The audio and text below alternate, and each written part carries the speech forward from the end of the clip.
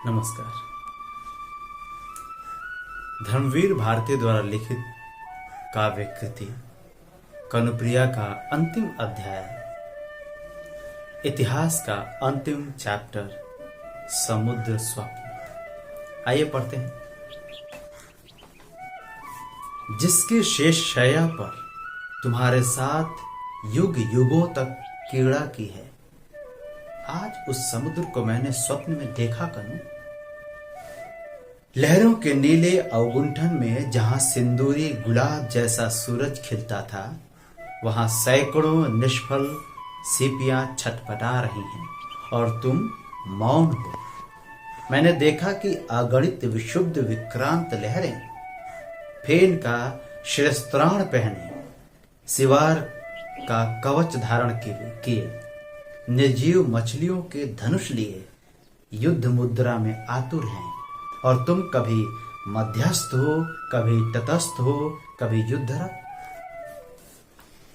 और मैंने देखा कि अंत में तुम थक कर इन सब से खिन्न, उदासीन, विस्मित और कुछ कुछ आह मेरे कंधों से टिक कर बैठ गए हो,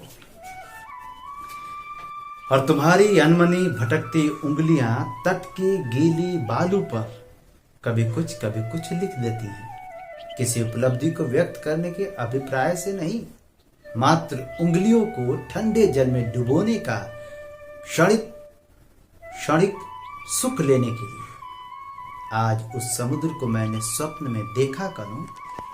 विष भरे फेन, निर्जीव सूर्य, निष्फल सीपियां, निर्जीव मछलियां, लहरें नियंत्रणहीन होती जा रही हैं, और तुम तट पर बाह उठा उठाकर कुछ कह रहे हो, पर तुम्हारी कोई नहीं सुनता।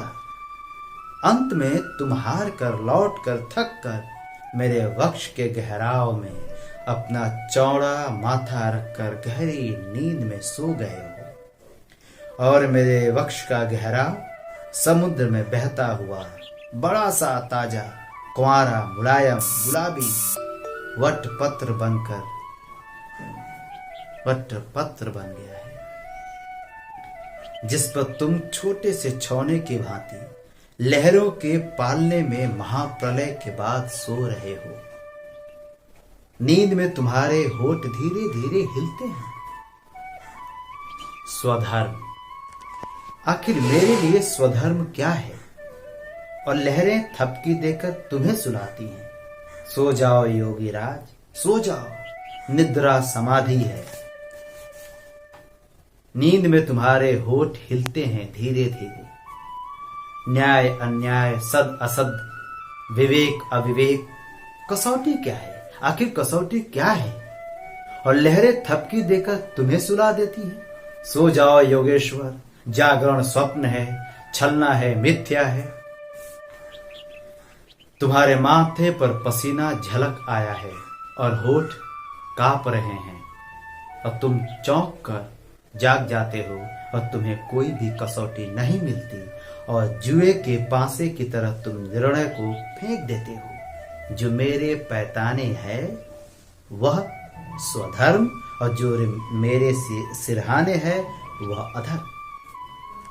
और ये सुनते ही लहरें घायल सांपों सी लहर लेने लगती हैं, और प्रलय फिर शुरू हो जाती है, और तुम फिर उदास होकर किनारे बैठ जाते हो, और विषाद पूर्ण दृष्टि से शून्य में देखते हुए कहते हो,